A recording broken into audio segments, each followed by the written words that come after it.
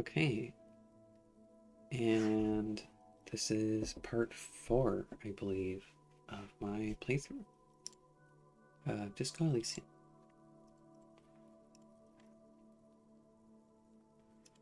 Security detail, he was ex-military, worked for Wild Pines and against the Union. We didn't discuss much work, but I understood She nods. it's dangerous.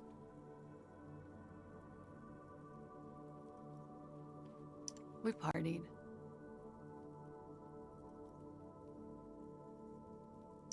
With all due respect, sir, I think we partied a little harder than that.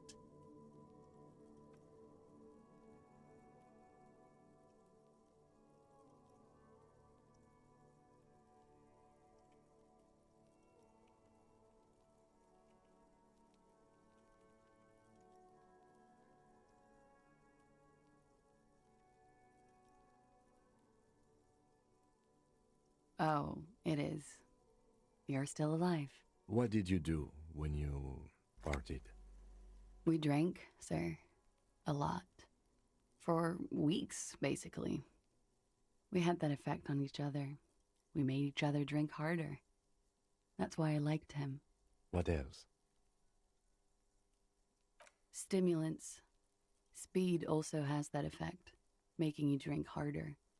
And then drinking harder makes you do more speed. It's quite the combination. We also had sex.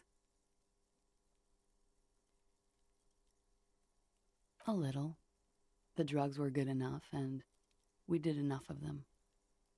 How did you two meet? Downstairs, at the bar. He was on some sort of assignment, a military man, as you probably know. Had a cool, scary scar. She appears aloof, but that scar part, the scary, is stressed and drawn out. What's that about? Apprehension?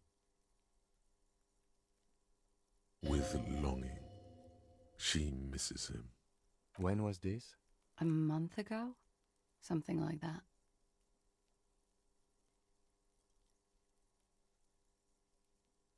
Oh, yes. I've had a great view. From the roof, out of the bathroom window, in my dreams. You called us, the RCM. Yes. I made it. And I would appreciate it if you didn't tell everyone. In Martinez, they call it snitching. Reporting crimes is confidential in Ravachol, miss. I didn't exactly disguise it. I just muffled the mic and nicked the landline a little. With nail clippers. And I diverted some radio fuzz into it. Into the cold wire. Which landline? The one downstairs, officer. I used the whirling landline. That's some clever tampering. Simple and clever. Crossing the lines like that.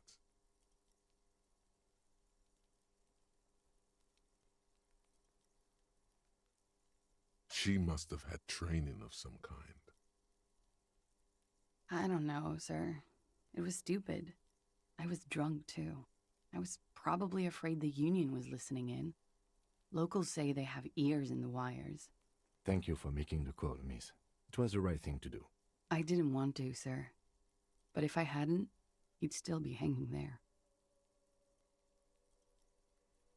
I'm sorry, I can't do it. Not right now. Later, maybe. I keep seeing him. Like he is now. I can't talk about his... I don't know... hair. I know it's difficult, miss. We can return to it later. She meant she sees him in her dreams. You have? Not like I do, I imagine. She fishes a cigarette out of her pack and lights it, then looks at you with her lungs full of smoke. I can see the similarity, yes. Funny. Funny how? Nothing. I also saw him. We had a long inspection and that sort of thing sticks with you. Let's move on. In my dream, he thinks, he said I failed his children. You glance at the lieutenant, then back to her.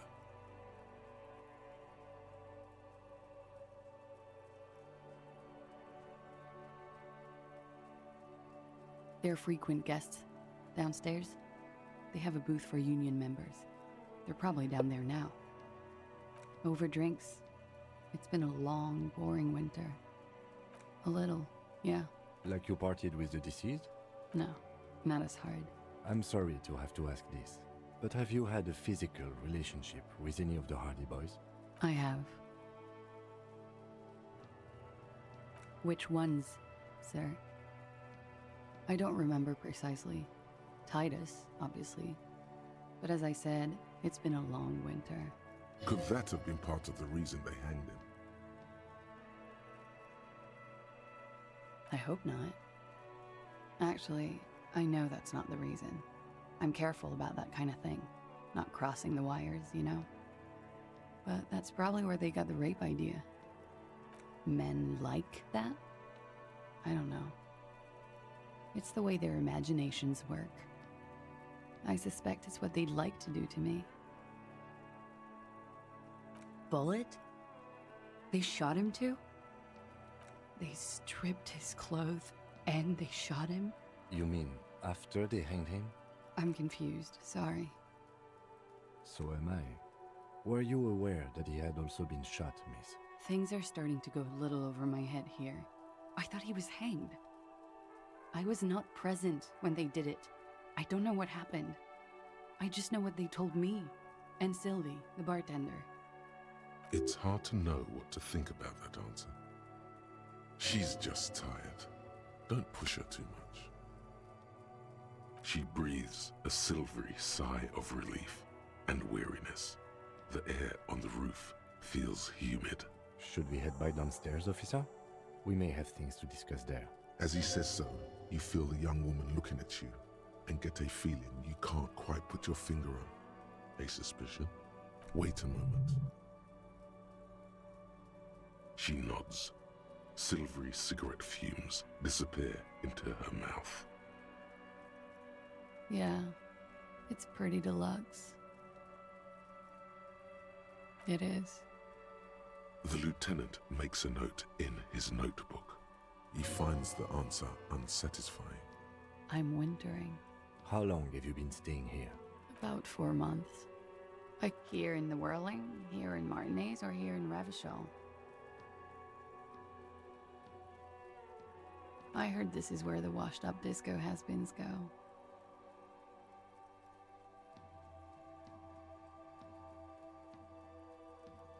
I'm really not. I'm wintering. How long? About Funky Town. Okay. Watching herself reflected in the bedroom window, tall and sparkling and draped in smoke. Why not? I'll be here until 11 p.m. Hello, officer? She looks back. Time moves slowly. The triangles of her face rearranging into a weary smile. Don't worry. We will protect you from her beauty. We will consult you through the reefs and sounds of her persona. You are advised. There are muscles on long white bones that line her limbs, just below the silver jumpsuit. The strange moment ends. It was brief, no longer than 2.2 seconds.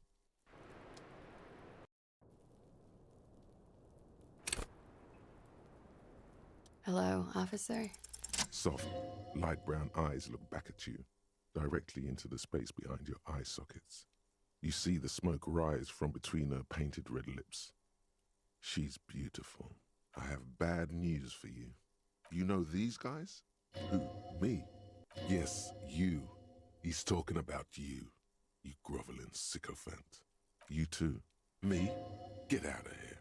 I'm solid. These guys are compromised. She's got them singing along to her tune.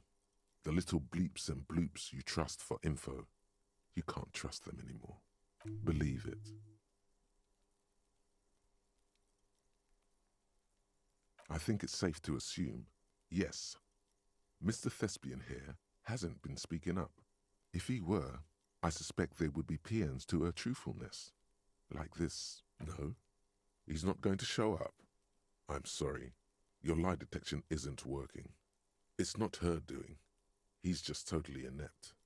It looks like you're also an idiot, but that's not her fault. No, not an idiot. You're just more of a sensitive type. Thinks with his heart. This woman's pain draws you in. There's no way of knowing. At the moment, I'm afraid it's best to assume. All of them. Bullshit, man.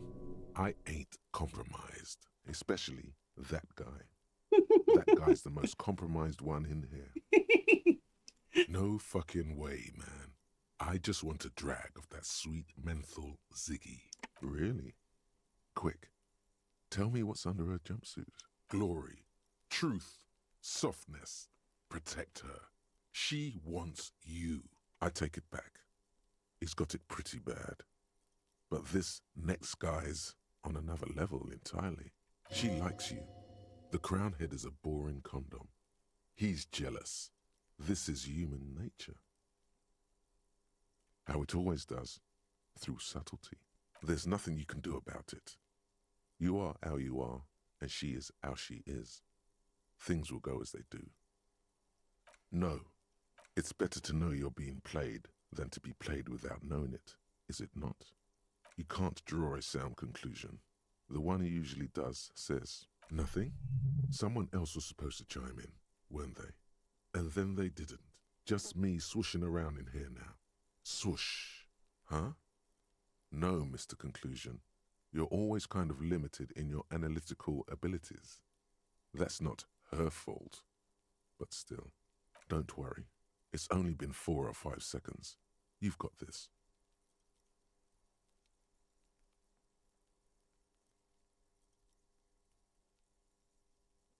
For a second, her face disappears from your cornea. Only a silvery negative remains. Still smiling, a tired smile.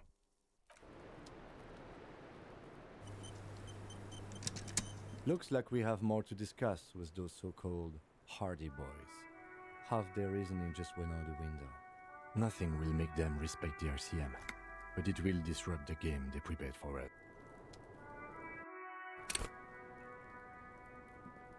Looks like we have... Nothing will make them respect the RCM, but it will disrupt the game they prepared for us. We just stripped off one layer of whatever it is. Her decision to not corroborate their story was definitely not part of the plan. What else could she have done? Lie?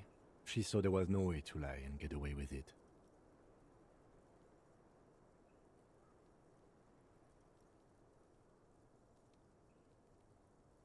If not you, then me. It was a smart move from her. What do you mean by that? She seemed forthcoming to me. Unusually so. Being forthcoming with some things is a good way to obscure other things. But I wouldn't call myself compromised. I am not easily swayed by young women. But on the other hand, the best liars are candid. And she was candid. The lieutenant seems oddly sure he is not compromised. Not psychologically, at least. Is it hubris? Anyway, we should move. I suspect our investigation will bring us back soon enough. The same small, heavy door. No lock in sight. It's barred from the inside. You hear the bar rattle in the brackets. Sounds like it's heavy, too. Very sturdy. I don't know. It is not the first closed door we found in this building. There is also your mysterious blue kitchen door. I don't know. The further we get, the more this building seems to be tied to the case.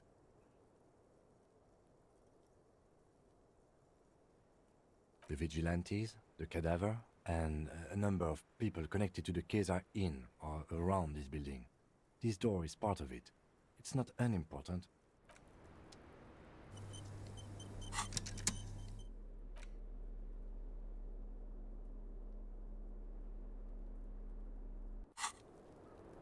The same small, heavy door. No lock in sight.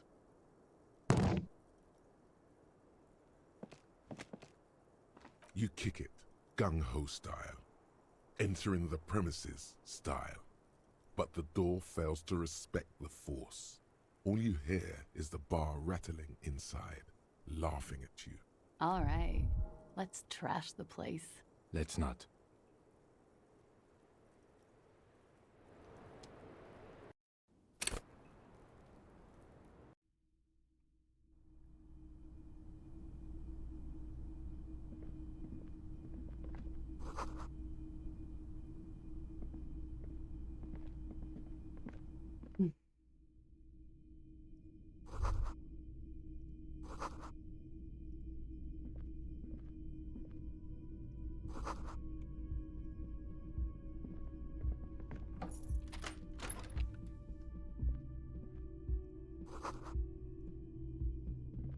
This medicine cabinet is full of wares. Sheets of pills, haphazardly stacked, one on top of the other. There's also a toothbrush somewhere in there. Pharmaceuticals line the shelves, sheet upon sheet of pill bottle next to pill bottle. Acetylic acid, APAP, eye drops, blood thinners. Anything of note? Pill bottles rattle like bones as you search the cabinet. Paracetamol, histoparidol, something in a foreign language you can't read. Behind them, an unusually shaped nasal spray. Its label reads, Nacra. An opioid receptor antagonist. It's used for diamorphine overdoses. You could say he's on the lookout. Among some foreign, probably Messinian or Gotwaldian, marked red blister packs you find. What do you find? This medicine cabinet is stocked with nothing of note.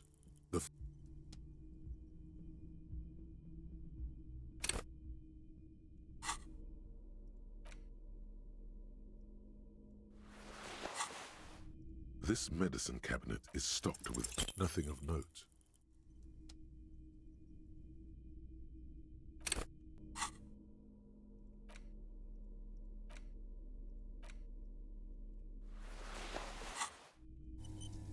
This medicine cabinet is stocked a bright orange bottle with Preptide stamped on it, in sunny, happy letters.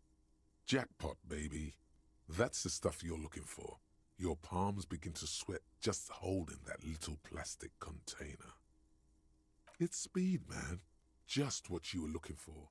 They call it dextroamphetamine and talk about psychological disorders. But what we're seeing here is some scientifically advanced trucker speed.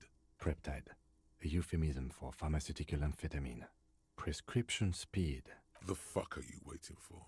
Let's get super fucking preppy.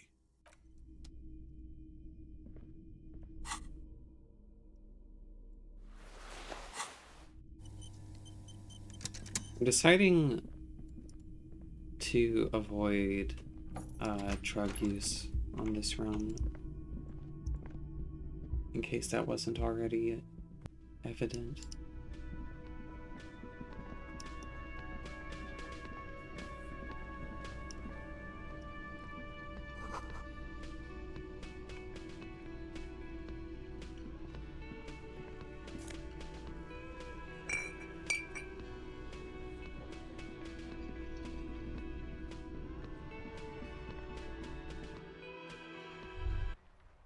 Was that? Could it be the Col de Mamadakwa? No, it's probably just your imagination. There seems to be an extremely high-pitched ring.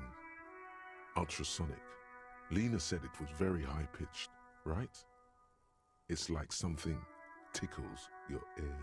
Honestly, your ear isn't hearing a whole lot. The distant hum of the industrial harbor, the traffic. But, admittedly, there is a high-pitched noise somewhere there too. But then, isn't there always? No, I don't hear the Koldoma Madakwa, and neither do you. Of course he doesn't. He's deaf. There it is again. You're about to rediscover a long-lost species. It must be very close. Maybe, just maybe, it will come toward you. Keep still. It might perch on your shoulder.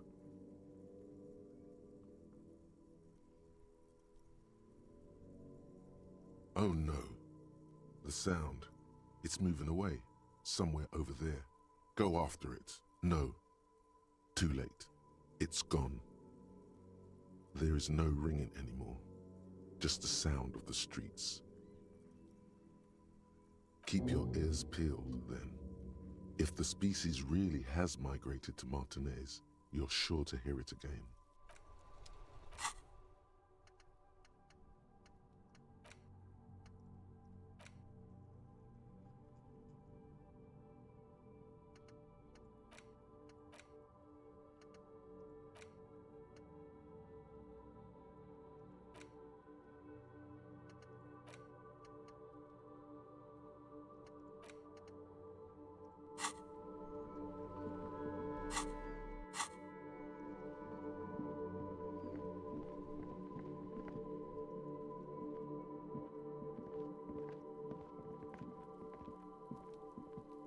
You see a set of tire tracks in the brown slush that covers the plaza mosaic.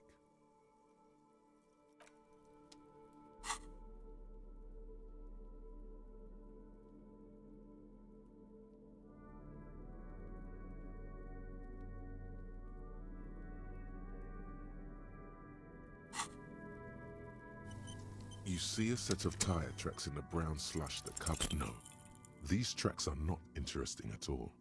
Let the street sweeper just sweep them away. Hard to say. Hard to... Cop habit. You look at everything.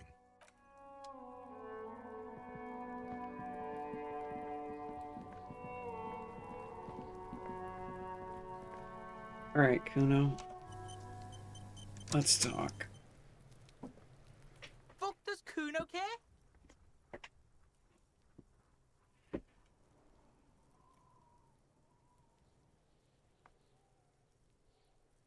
Shitload pig. What's your question? Don't tell the pig shit, Kuno! This is where you quickly ask him questions. Real cop questions. Like a cop. Kuno doesn't give a shit about the armor. Shoot that shit at Kuno. Kuno's fuck imp. Kuno uses the fuck imp for target practice. He could have just said he doesn't know. Yeah, it's fucking okay. Gotta have a gimp for rock practice. Don't ask the pigs for permission, Kuno! Don't ask the pigs for shit! Probably climbed. Kuno was busy down the road when that shit went down. You heard Kuno. Kuno wasn't even in Martinez. Kuno wasn't in Revachol. Kuno wasn't regional. I don't know. Some fucking Mesk or I don't know. Some other place. Night City. Kuno was in fucking Night City. Yeah. Kuno didn't smoke him if that's what you mean. Just a couple of pigs sniffing around in the dirt. That seems pretty fucking suspicious to Kuno. Yeah, you tell the faggoty, Kuno! You're testing Kuno's patience here. Get lost,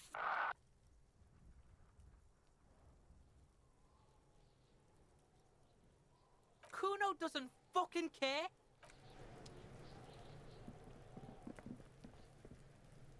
Kuno, the pig's getting pretty close to me. Come to snuff my shit out, I think.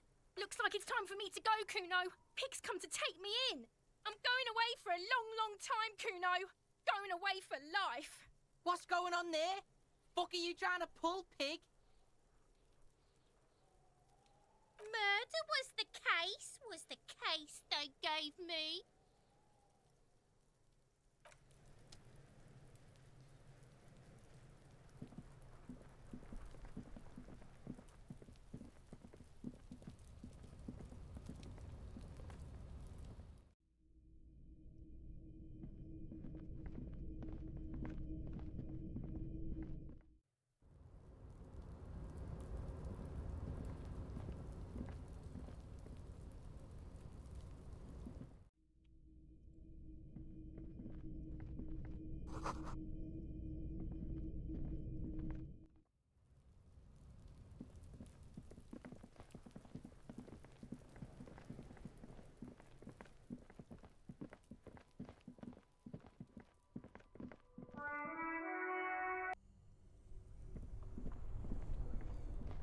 2 cables are plugged into the breaker box. The red one leads to the ice bear fridge, and the black one to the ice cream maker nearby. Something close to you dies with a soft electric purr. Why did you do that?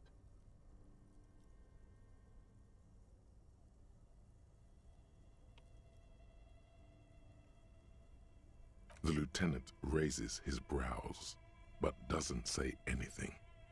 The electric distribution board now has 1 cable missing.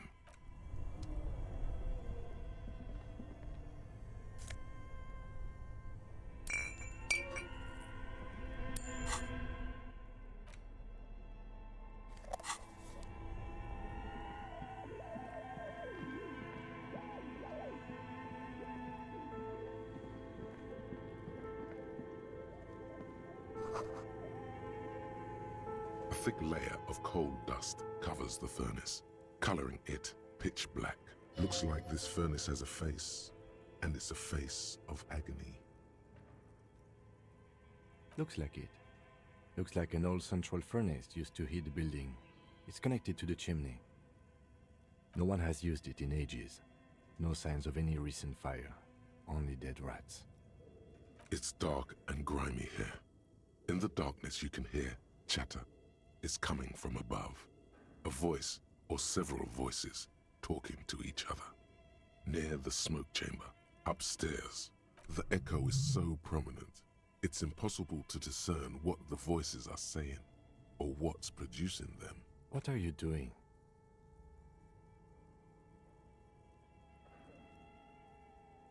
Wait, really? You should investigate, see if someone's upstairs.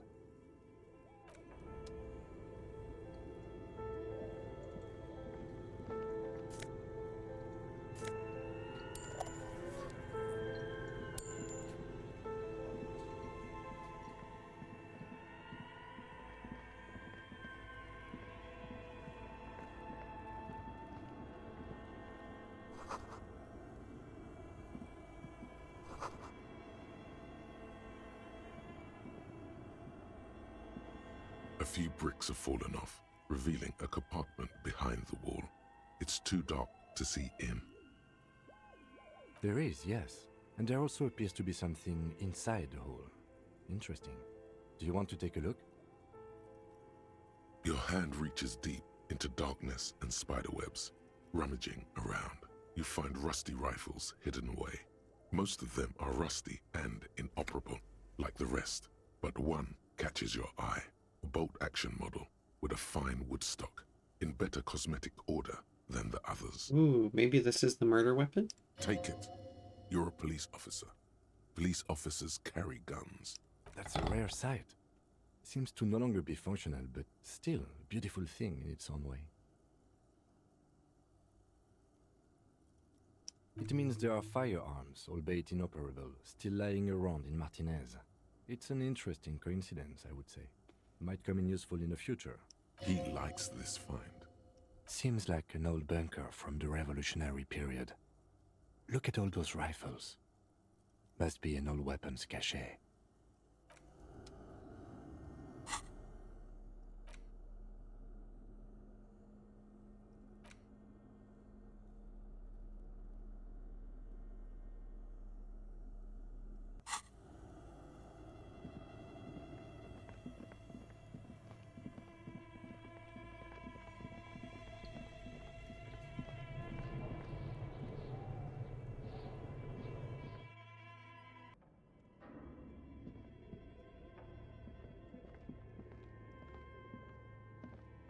This appears to be some kind of machine with a cube-shaped heart and a wired framework. The keyboard has a rectangular on-off button. A piece of paper still hangs from the printer. A radio computer. Just sitting here without anyone inside. What he means is that these things cost money.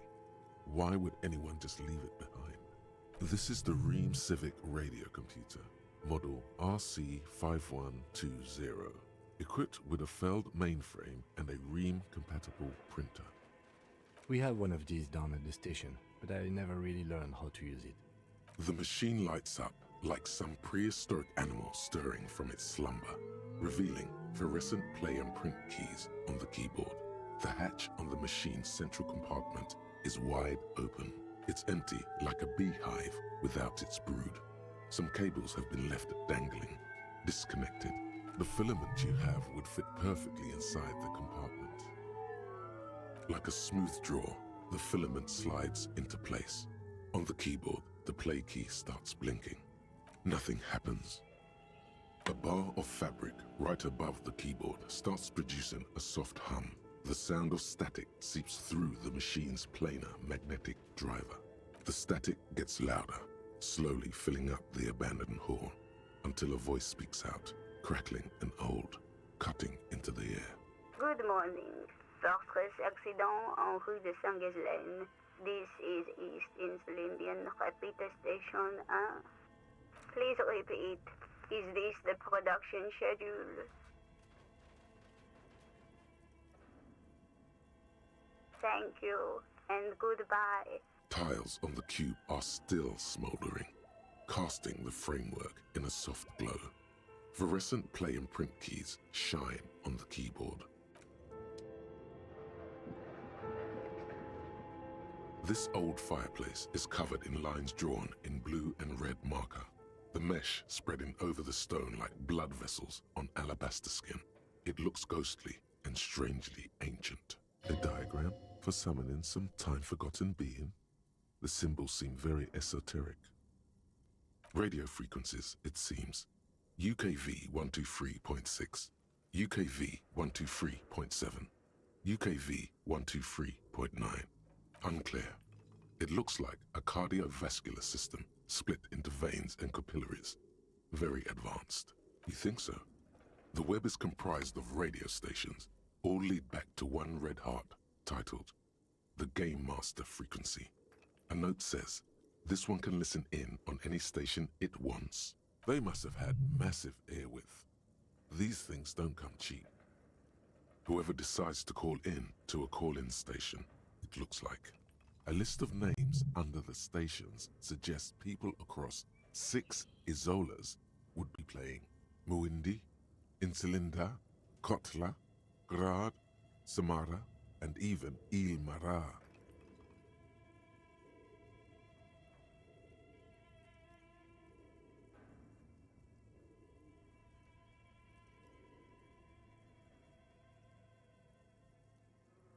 All of this is gone, left unrealized.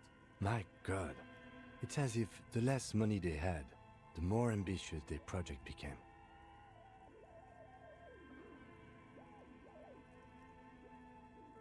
Exactly. This schedule, I know doom when I see it. The company was running out of funding. Nothing. It's just lines on marble. An echo from times long gone. No one has used the fireplace in ages. Your flashlight slides over an old green chalkboard covered in scribbles, sketches, and schemes like some ancient cave mural. Some of the writing has faded with age, but you can still make out sections here and there. Photos and drawings have been pinned to the board. These lithe, pointy-eared creatures appear to be different types of welkins. You make out autumnal candle welkins casting wax-based magic. Translucent welkins with organs shining under their skin. And even ether welkins hailing from the vast emptiness of sidereal space. Who are all those creatures? Fantasies of a tortured, feverish mind? One of the welkins, towering among the rest, appears to be different, however. It's Vara Hamira, a high welkin, his face white and scarred like cracked marble. This is clearly a welkin supremacist. The note says, all non-welkin races will be purged. The Haldor, the Twarg, the humans, and even headless men, all of them, purged. Imagine a world filled only with welkin, green welkin, dread welkin, and the high welkin to rule them all. An inordinate amount of time has gone into drawing these little welkin creatures.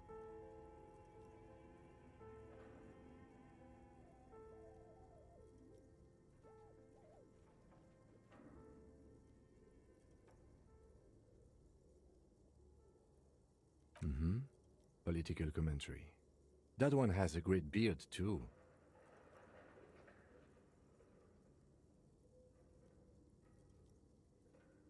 This looks like concept art for a project. It's not really real. Some people really like building a world, I think, even if it's just for a game. How meta. Just look at those details. So much effort. And for what? All gone. The photo collage depicts barren, icy landscapes wrapped in perpetual night. You see permafrost and glacial landforms, dead trees grown in under the snow. Entire oceans have been frozen from shore to shore. There are pictures of settlements on dried-up riverbeds, abandoned in a storm. Animal corpses in the dark, carcasses and bones. A pinned postcard reads, "The heat death scenario. A desperate fight for geothermal energy engulfs the world as Wirral becomes untethered from its sun, drifting through the universe." This is a monthly calendar from the year 50. Cryptic words like sprint, daily minimi, and GPI span the marker-drawn grid. The grand scheme of production and money. It looks a bit like an academic calendar, only much more brutal. Everyone is constantly teetering on the edge of the abyss, an abyss of production. These squares look orderly, but beneath them is chaos, worry, pain. As time goes on, the numbers in the boxes grow rarer and rarer. The board becomes an empty snowfield in the final days. Only failure and regret dwell in this region. Looks like they didn't make it. A note in the bottom left corner of the chalkboard says, "See the prod schedule filament for details." The handwriting is only partly legible, but you can still make out 3 slogans: "Call in, tune out," "Wirral untethered," and "Heat death of the universe." The full text reads, "Heat death of the universe is the new black." Another note says, "The biggest advancement in role-playing systems since the 30s.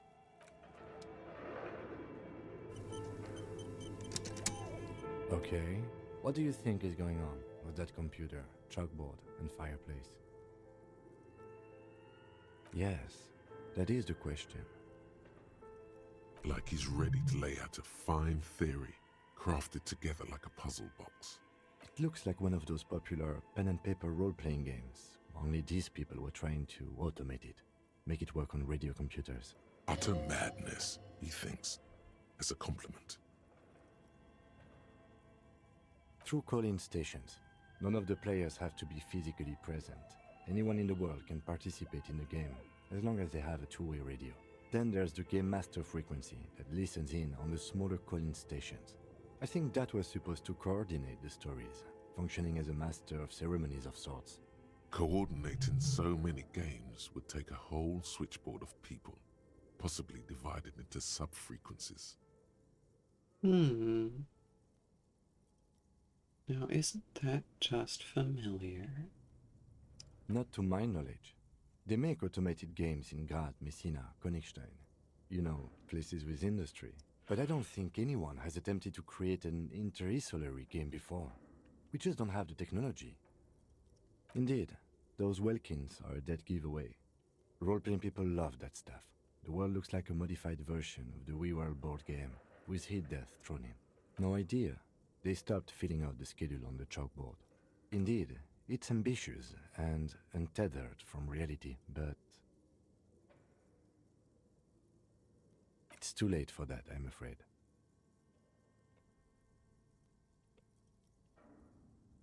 Okay, let's keep moving.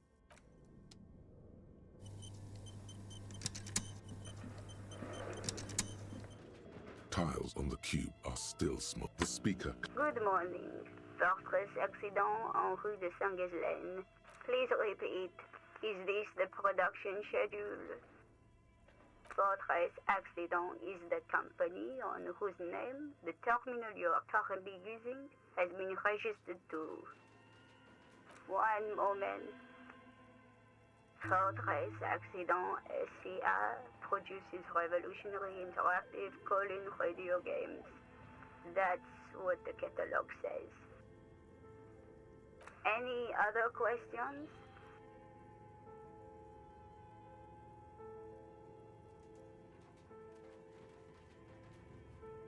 The filament you have inserted into the reader. That was a question. Have you inserted it into the core? Good. Please repeat the password. You should ask her for a hint. No. Still no. Received. I will register this login attempt. Don't worry. Passwords have a way of turning up sooner or later. Fortress Accident. Is there anything else I can do for you today? Yes, I am alive. I am 74 years old and my name is Yvonne. She repeats passwords. Programming people are all paranoid. I work as a repeater at the East Insulindian repeater station. It's my job to know where you are, Fortress Accident. As for me, well, I am sitting in my cubicle, surrounded by a wall of radios. Doesn't it get lonely, sitting there all by herself? Lonely? Why would it get lonely? I get to talk to people all day. That's why she does this. Now, please tell me if there's anything else I can do, Fortress Accident. Thank you. Tiles on the cube are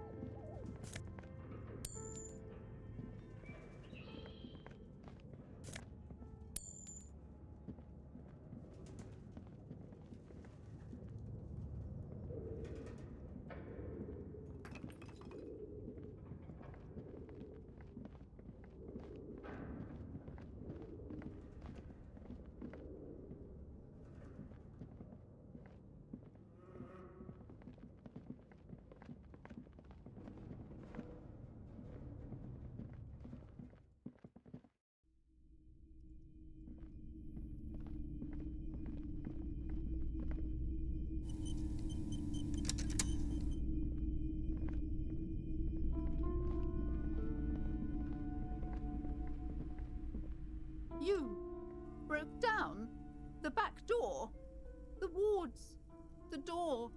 It's all gone now. Dark psychic energy leeching onto my shop. I suppose it's all over now. I guess there's no escape. Just a door? This place is cursed, Detective. They don't call it the doomed commercial area for nothing. Just look at the sheer amount of companies that have failed in this house. I hope you're happy now. Happy that you've ruined everything. Now that you've broken the door, the curse is coming to get me as well. Host Almighty, she prays. Guard me and my honest business venture from the curse that lurks behind the door. Blessed be your name.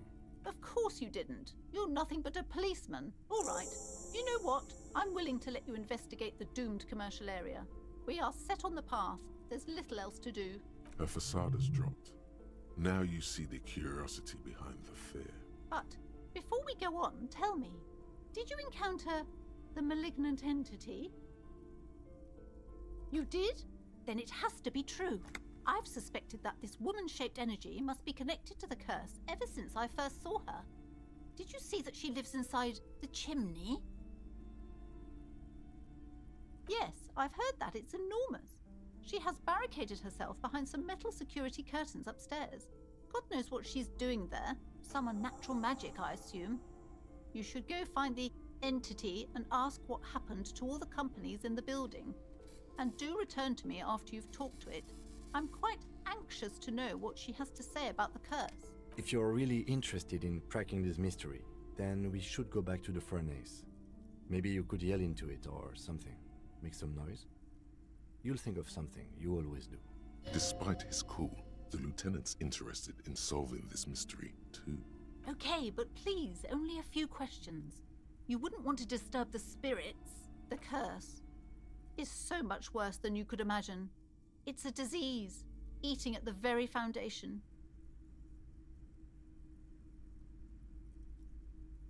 It's the curse of financial distress, of ruin and bankruptcy. Didn't that curtain just move?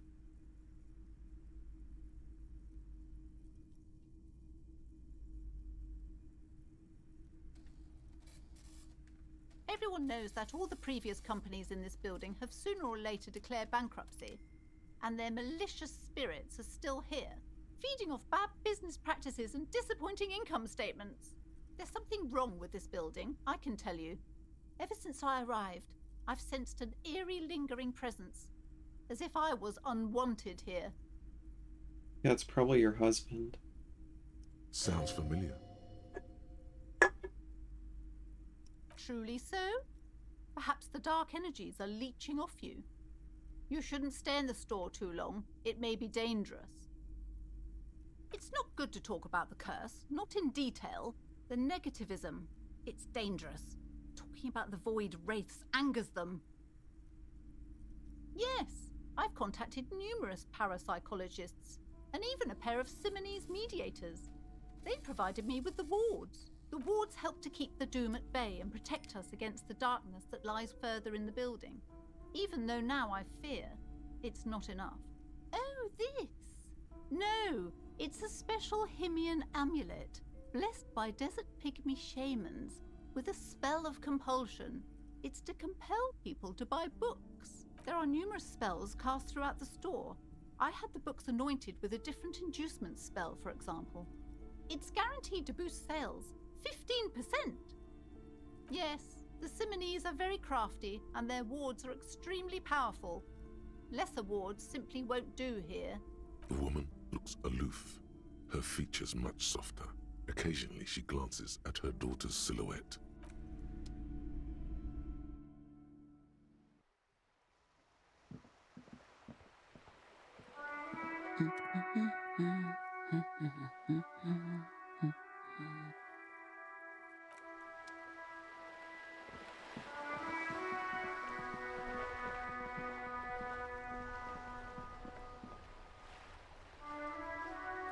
Watch out, Gaston. It's Inspector Oath. Come to throw more of our stuff into the sea, officer. It's a Belle McGrave. 4.46 caliber. Breech loading. Revachol made. Good weapon. Accurate and reliable. His moves are quick and precise as he first checks the weapon, then aims it at the sea. This man knows firearms intimately. This one's inoperable. The bolt spring is missing and the mechanism is jammed shut. Still a beauty. Where did you find her? I'm not surprised. There are probably lots of forgotten wartime weapons lying around here. Back in the day, everyone had something stashed away. As for the rifle, I don't know what else to tell you. These BM-446s are an antique. No one uses them anymore. The ammunition is impossible to find. I prefer the old name, Insulindian Lily. Girls brought them to young cadets when they entered service. Wearing them on your cap was supposed to bring good luck. It used to be. But the communards were fond of them too. Call them revolutionary flowers. Bells of the revolution. You know what? No. They brought me misery, false hope, and disappointment. The revolutionaries sullied them. You stirred up some bad memories there. But it wasn't the revolutionaries that sullied the ID for you, was it? She gave them to me too, and your jealous little heart just couldn't accept it. Enough! I can go over these matters in detail with you, Gaston, but not while we have company. So, officers. Maybells don't blossom yet, do they? Maybe on some remote parts of the city they do. But I think you'll have to wait for at least a month. Ah, yes! King Philip III, on his steed. A reminder of what Revachol once was. Oh, absolutely. At the mercy of a cocaine-snorting tyrant who emptied the treasury so he could sleep on a bed of gold. A superpower, feared and respected. A testament to what this country can be under the leadership of a true king. Someone who knows how to rule. Oh, old Philip was a big fan of the purple nose candy the nobility loved so much. A cocaine connoisseur of sorts. His egocentricity is borderline legendary. You can't even take responsibility for yourself. How could you fathom the responsibility weighing on the shoulders of a ruler? That's why the Philippian kings use cocaine, for clarity of vision, to aid in their work. Regnum cocainum, Revachol's finest years. Of course. Clarity of vision. Awareness. Philip III was even brought into this world with the help of cocaine. The court made him administer the dose to his mother when she was in labor, and it is well known that with the help of cocaine, only the purest, of course, he was able to connect with higher realms. Higher realms. Of course, it all makes sense.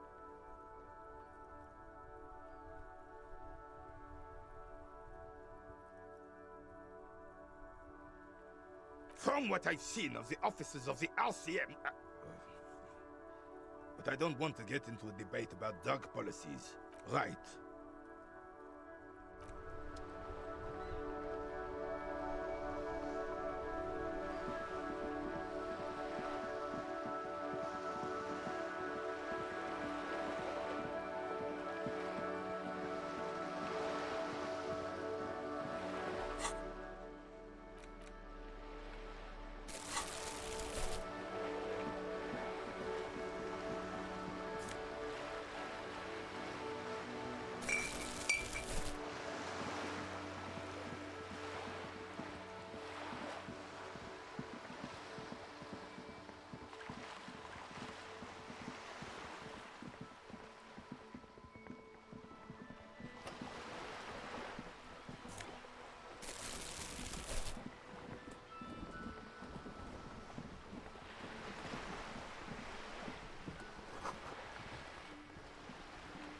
You're back. Good. What can I help you with? You have? And how did you like Mr. Clare? Oh, come on now. He has his uses. How else would he have stayed in power all these years? Or wait, actually, corruption. That's how he's done it. Fantastic, Verm-like corruption, reaching into the bowels of the earth. The position of my unusual colleague does not reflect official policy. I hope you understand. The RCM does not pick sides. Of course. And I don't expect you to share anything he told you with me. I'm not a corrupt Verm myself. However, if you felt like discussing something, how could I stop you? Are we not human? Are we not curious to hear another person's take? It's only natural. We would only be gossiping.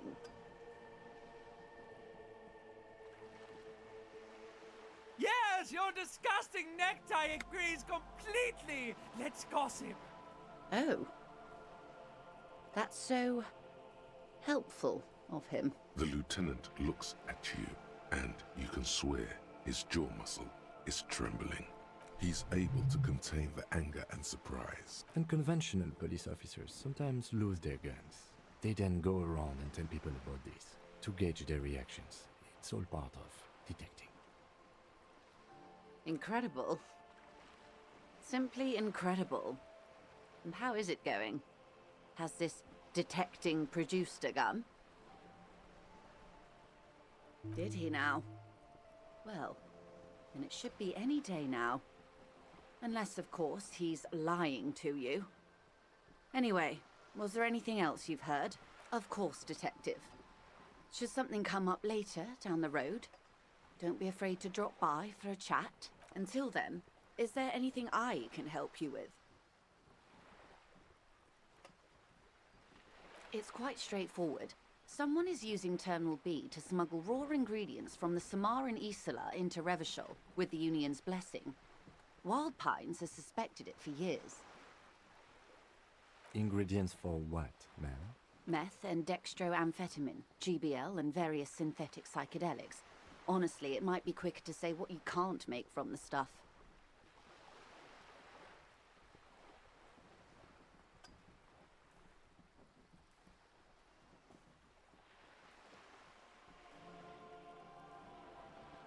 Yes.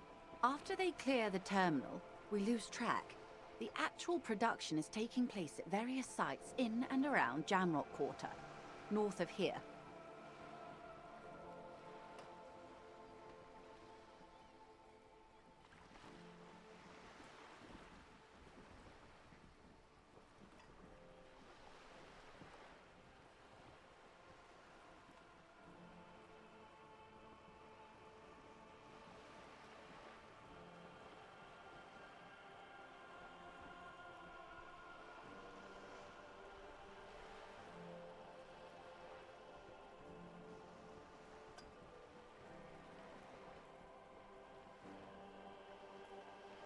Wild Pine seems to be well apprised of the local drug trade, ma'am. Do you mean to say the Union also produces the product? Sells drugs, I mean? We're in logistics. It's our business to know. And no. As far as the company knows, the Union does not produce it. They transport the ingredients for a cut.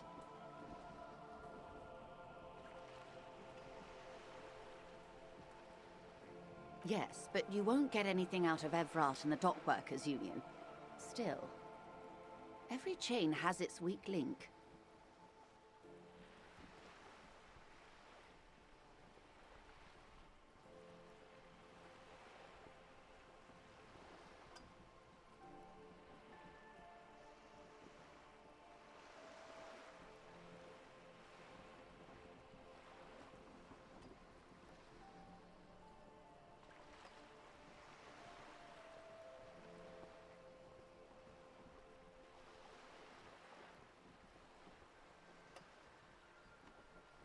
Unlikely, officer.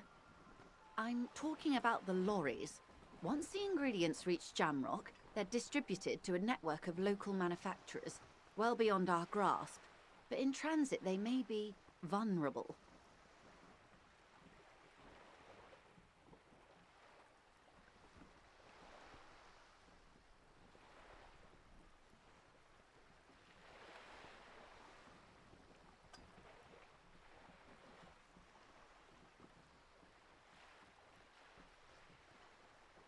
Perhaps you've noticed that a number of lorries are tangled in a traffic jam at the roundabout just now. Interview the drivers who are still hanging about. One of them might be waiting for a crucial shipment.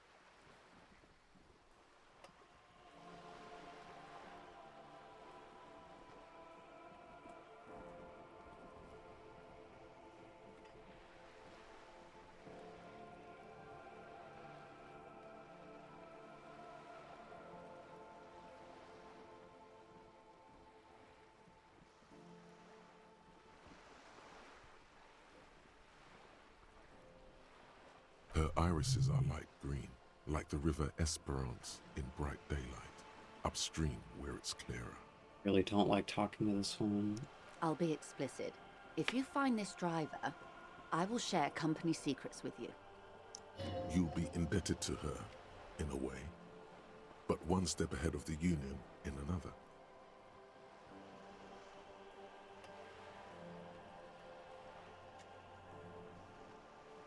The two might even be connected. Or not. Though, if you have evidence to the contrary, I'm eager to hear it. As eager as I am to share it, Lieutenant, once the job is done. We did. On more than one occasion. Apparently, there's some sort of inter-precinct disagreement about whose jurisdiction this area falls under. We know the company has launched its own probe into the Union's alleged involvement. We also know it's come up empty. It's not just the RCM. No one's been able to find any hard evidence.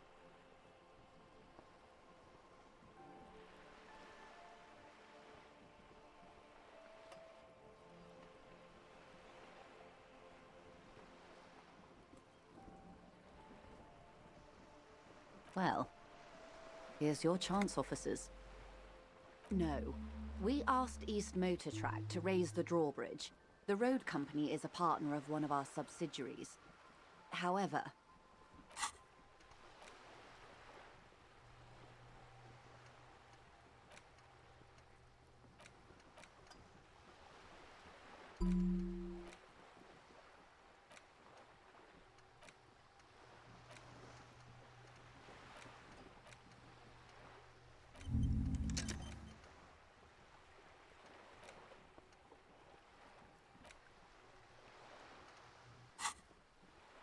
This is a limited time opportunity. Once the complaint has been processed by the Trade Committee, they'll have no choice but to lower the drawbridge, and the operation will continue.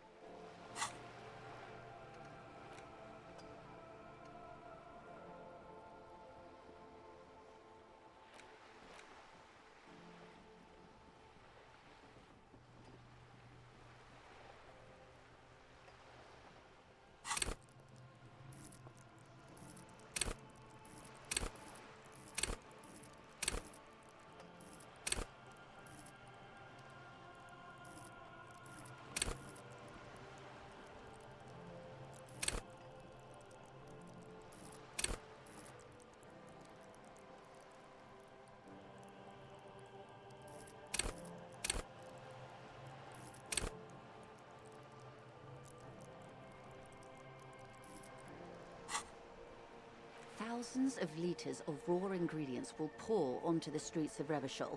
Not the east across the river, but the west. The vulnerable, the weary. Well, at least this solves one mystery.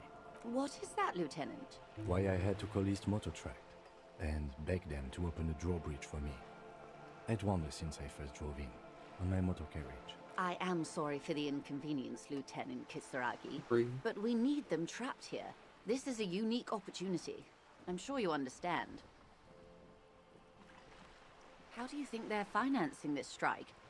There are thousands of unpaid dock workers going strong for the 4th month straight. There was a shakedown of local businesses preceding the strike. Many were squeezed to bankruptcy to fund it. With all due respect to these desert cacti, the contents of a few cash registers cannot provide for 2,000 men. The local businesses can scarcely provide for themselves. Precisely. Smuggled out of that very gate at night, most likely, then loaded onto lorries and driven to Jamrock. You simply need to find one driver who will open up to you. It sounds like she tried looking into it herself, but she's clearly not the type your typical lorryman would confide in. Yes? Excellent. According to my reports, there are at least 3 lorry drivers lingering near the roundabout. Hopefully one of them will know something. It may come to nothing, or it may just blow the case wide open. I can keep the drawbridge up for a few more days at least. You should have the time you need. In the meantime, let me know if there's any other way I may be of assistance. This reality. The aim is to gain a deeper understanding.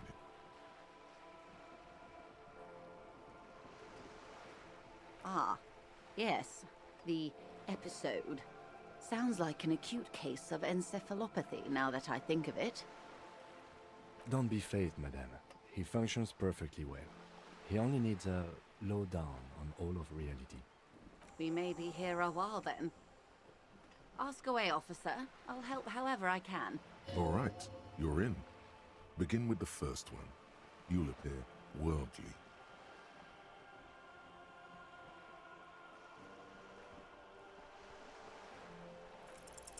6 kilometers southwest in the Valley of Dogs.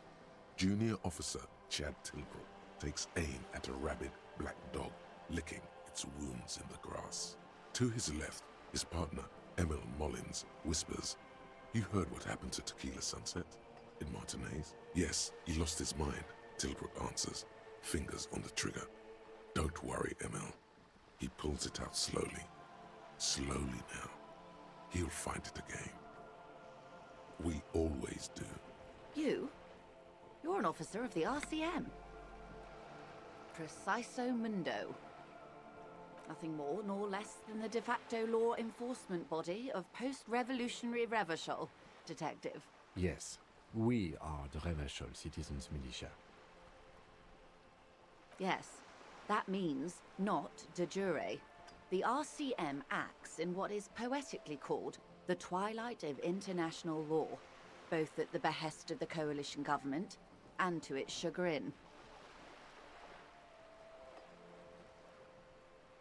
The RCM's responsibilities are defined by the Emergency, Wayfarer and Aliments Acts, three pieces of legislation keeping the city in a, let's be honest, laissez-faire stasis to the benefit of foreign capital. All three are good to know when we are out policing.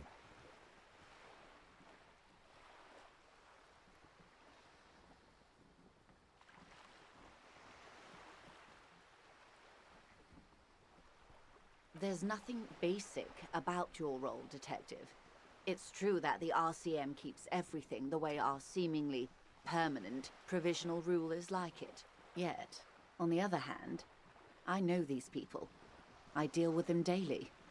Let me tell you, dear, they are not fans of you.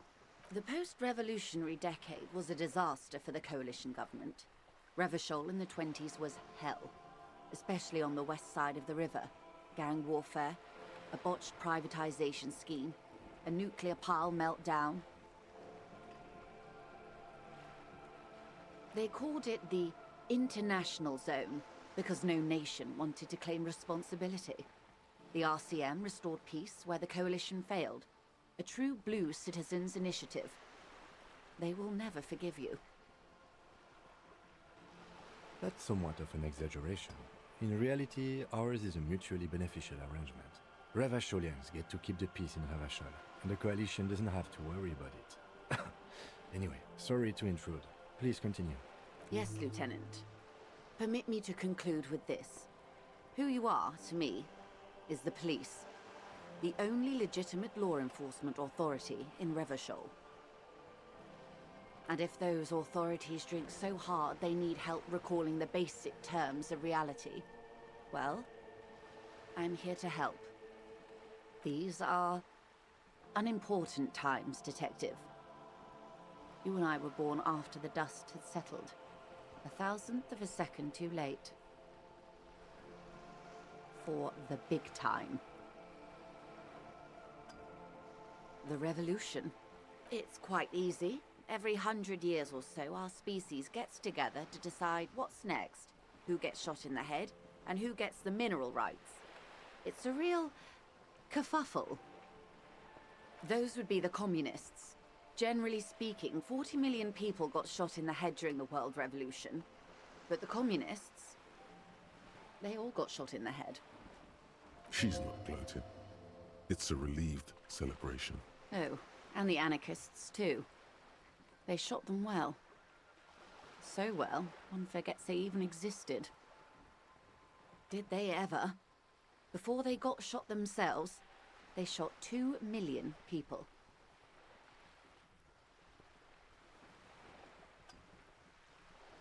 This does not represent the official RCM opinion.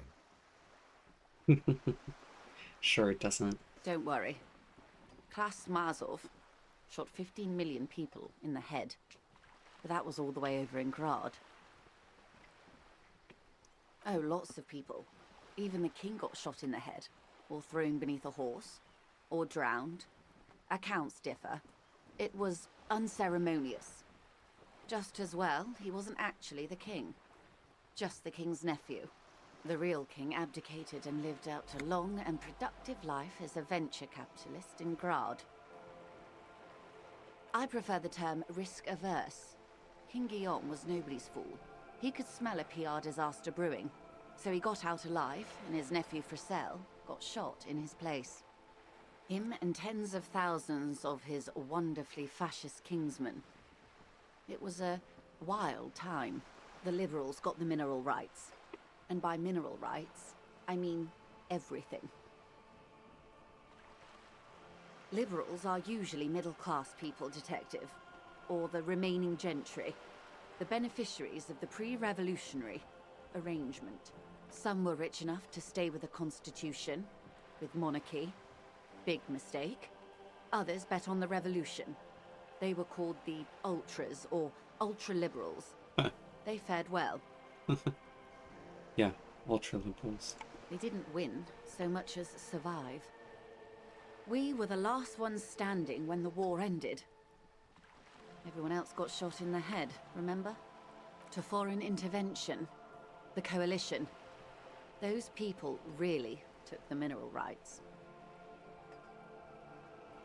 The liberals took everything that wasn't nailed to the ground. The coalition took the ground. The ocean, the laws, and the people. The coalition of nations. Grad, Mesk, Vesper, Messina, Oranje, and Sur-le-Clay, the armed center of the world. They landed here and ended the revolution. It was the moralist thing to do. There is bitterness in her voice, tempered with understanding. She is critical, but ultimately understands the cause. The moralists believe in keeping everything exactly the way it is. They believe in mineral rights, and not shooting people in the head. At least not in the same manner and volume as the others do. They are the long-standing provisional rulers of Revachol now, the coalition government. This is their zone of control. They embolden the RCM with crumbs of the same law they took. Technically speaking, you are a moralist.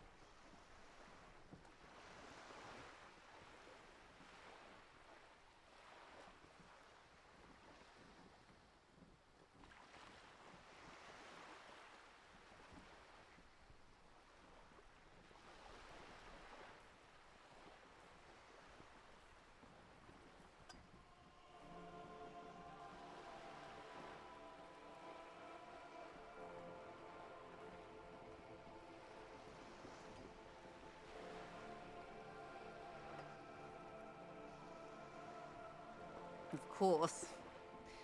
Not easy to be moderate about head shooting in your line of work. Rooty tooty, pointy shooty. That's the way of history. The turn of the century revolution? Don't answer it. It's a trick question. The revolution began in '02 on the Isla of Grad, though by the end nearly the whole world had gotten involved. It wasn't a who, but a what.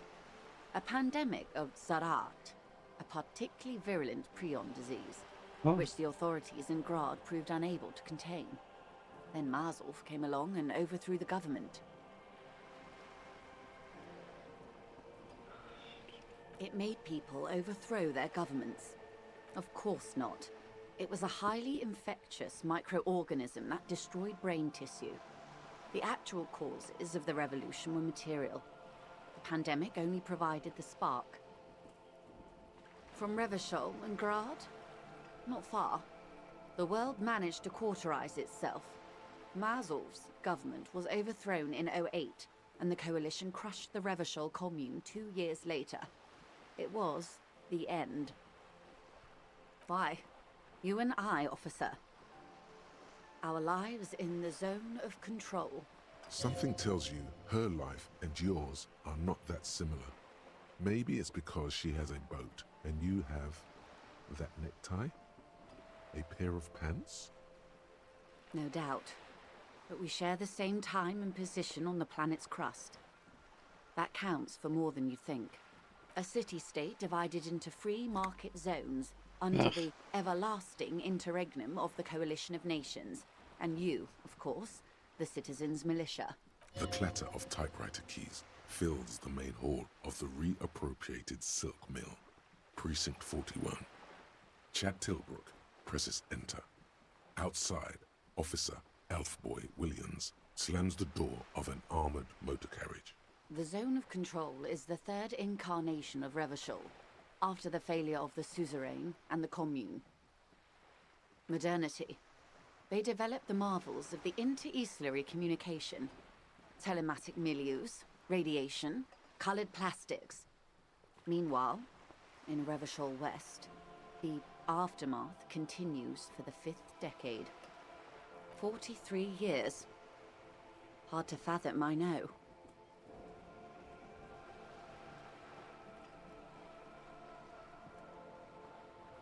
The 20s saw a decade of urban war, west of the river leveled, offshore platforms in flames.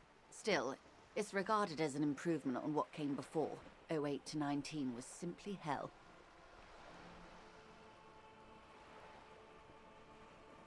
The 30s?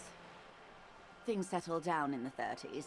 Revachol East transformed itself into the world's largest tax haven, with the international community's blessing. For the first time in a long time, it seemed like things were going somewhere. No, it was a market mirage fueled by cocaine and quantitative easing. The 40s dispelled it like a cold splash, an Isla-wide hangover, you might say. And here we are. Welcome to reality, baby. From the looks of it, the 50s haven't been much better for the zone of control. You can see it in her eyes. Days slipping away. I've no right to be dissatisfied. This shirt is Barbara Muscova, this raincoat is impervious to rain and is guaranteed for 100 years. My daughters will wear it. No, it's just, we could have had so much more. Every one of us. If only we'd played it right. Good question. What would you have done differently? No, her first.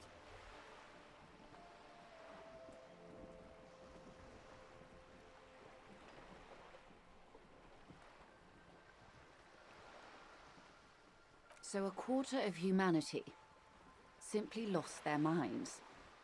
And how would you stop a prion, a complex folding protein, unlife, with a technology 50 years ago?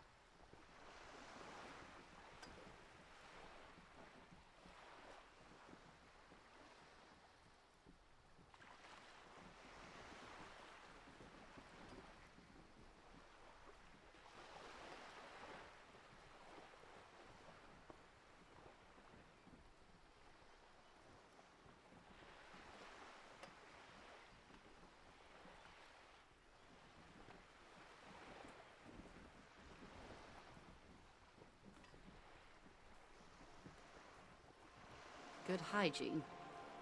Really. A very moderate solution to an extreme problem. It's those sort of half measures that doomed the authorities in Grad. When they failed to step up, Marzov and his party stepped in. In this particular case, maybe a more robust state response might have been appropriate. Opinions expressed here do not reflect the official position of the RCM. And what is your official position, Lieutenant? There is curiosity there that goes unnoticed. Kim takes a step back, absent-mindedly. My position, ma'am? My parents got ripped to shreds in the revolution. I would have gone the same way. I was saved by being 2 years old. That's my position. The abattoir. Understandable. They are what they are. Who knows? An afterbloom may yet come. Anyway, enough sentimentality.